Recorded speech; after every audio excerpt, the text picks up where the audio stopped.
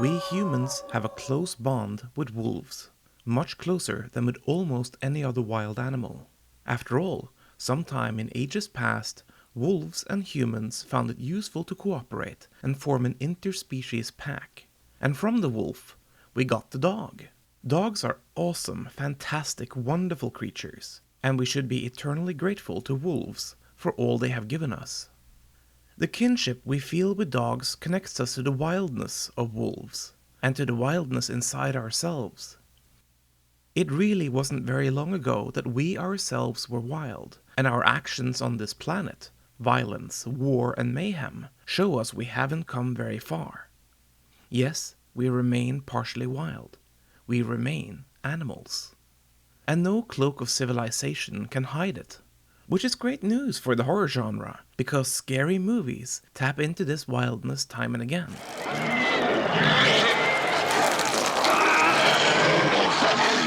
One of the very best ways for filmmakers to symbolize wildness is through the werewolf.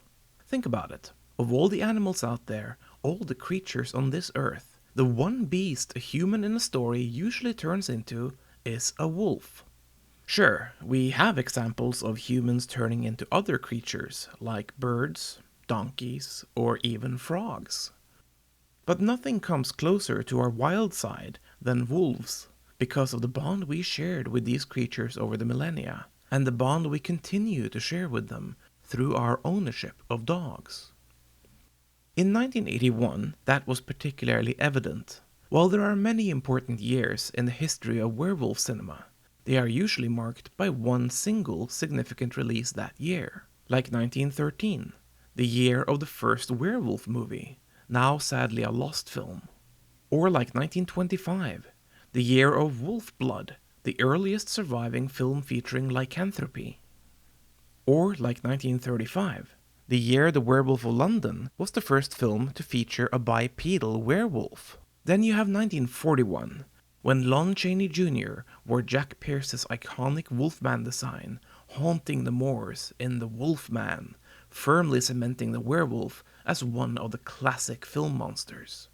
It could also be 1943, because this was the year screenwriter Kurt Siodmak joked to Universal that he wanted to follow up his Wolfman script with a story about the werewolf and the Frankenstein monster fighting each other. Though much to Siodmak's surprise, Universal replied, "Go on, we're listening." And ever after Frankenstein meets the Wolfman, we've had monsters fight each other in everything from Underworld to the Monster Squad to Twilight. But despite these and many other excellent contributions to the genre, to me, 1981 is the year of the werewolf. That year saw the release of 4 werewolf films. There was a low-budget horror comedy called Full Moon High, though that one is mostly forgotten. But the 3 that followed were higher profile, and they each contribute something remarkable to the genre. A new point of view, a different way of approaching the werewolf. The films were Wolfen, The Howling, and An American Werewolf in London. Let's start with the least remembered of this trio, Wolfen. The film features Albert Finney as a New York detective investigating a brutal murder scene, but slowly coming to understand that the killer might not be fully human, but rather the spirit of a wolf.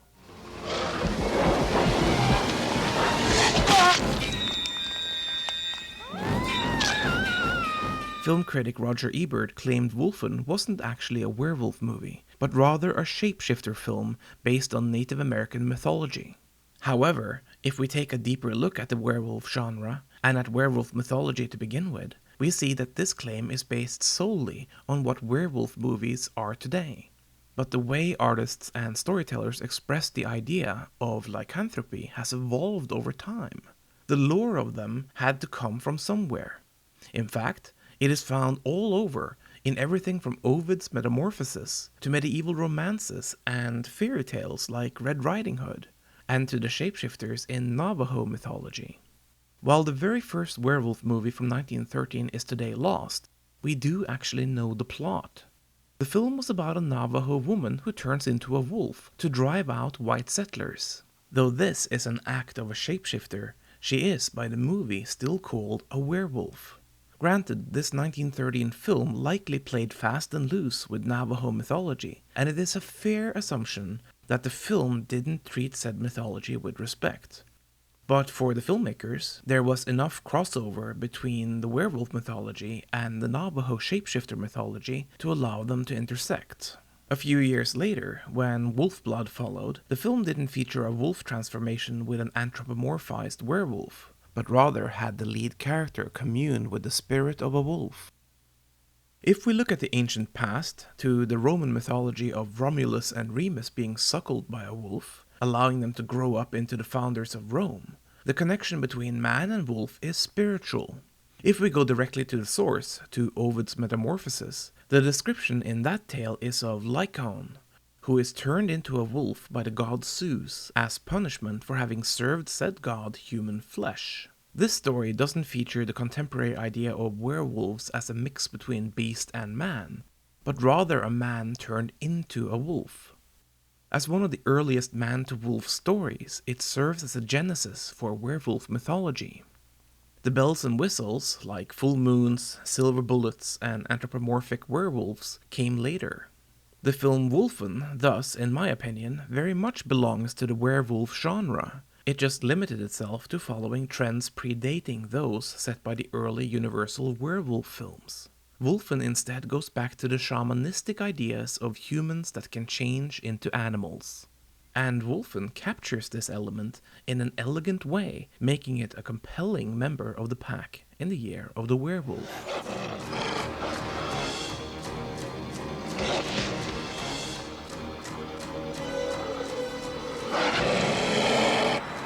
God fucking damn.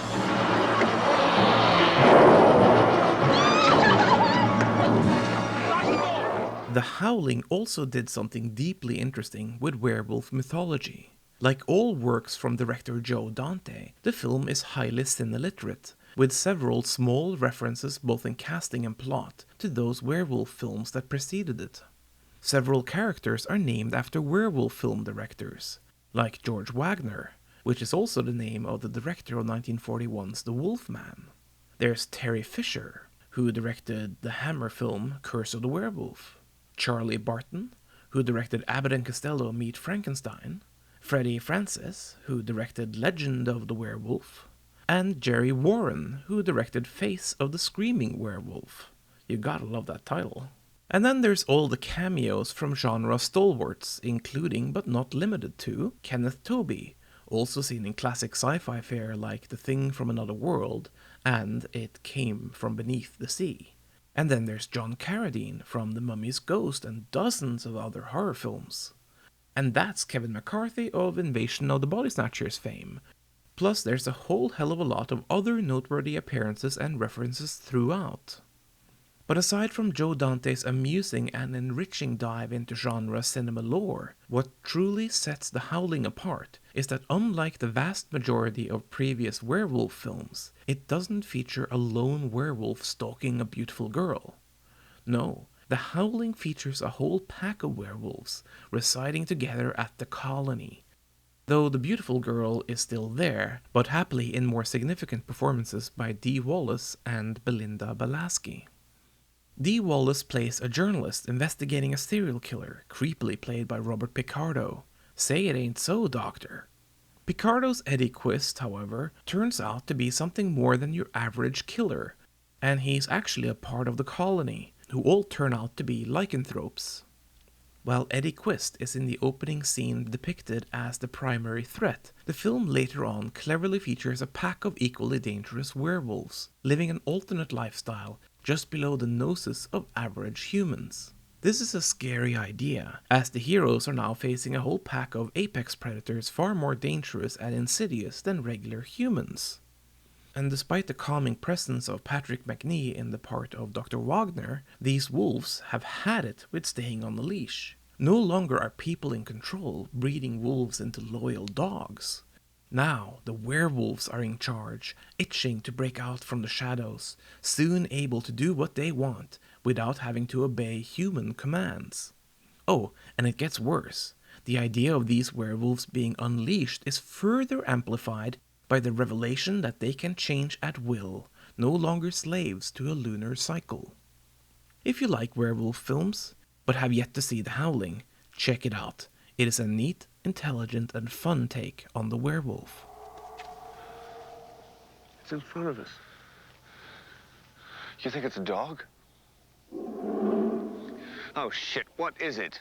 The final film I'll cover in the year of the werewolf is perhaps the most famous one, An American Werewolf in London. The film follows two hapless young tourists from New York who find themselves lost on the foggy marshlands at night beneath the full moon. Soon, they're attacked by a werewolf, and the lone survivor has to deal with the trauma of becoming a werewolf. Oh, and yeah, the ghost of his dead friend telling him that he needs to die, or else his victims are forced to walk the earth for ages. An American Werewolf in London is a remarkable film that perfectly combines comedy and horror. Story-wise, it is the most conventional werewolf film when compared to Wolfen and The Howling, as it returns the werewolf concept to a single lone wolf terrorizing the English night.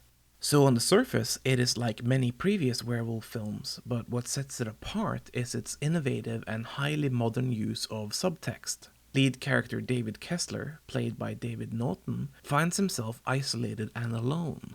With his friend's death, he is a stranger in a strange land, an alien presence. Writer-director John Landis cleverly uses this sense of isolation and otherness as a metaphor for Jewish angst. You can see it on display in the scene where the nurses discuss circumcision. He's American, you know. Chart says he's from New York. Well, I think he's a Jew. What makes you say that? I've had a look. And it's even more obvious in the nightmare David has, where Nazi ghouls invade his home and exterminate his family. I think it is appropriate that despite a wonderful werewolf transformation, a haunting scene on the moors, and a tragic climax, it is this scene, the Nazi extermination nightmare, that remains the most harrowing and unsettling moment in the entire film. Writing about An American Werewolf in London for its 35th anniversary, Rolling Stone's magazine's Joshua Rothkopf summed up the theme succinctly, concluding that the film was an allegory of exoticized Jewishness. Hello.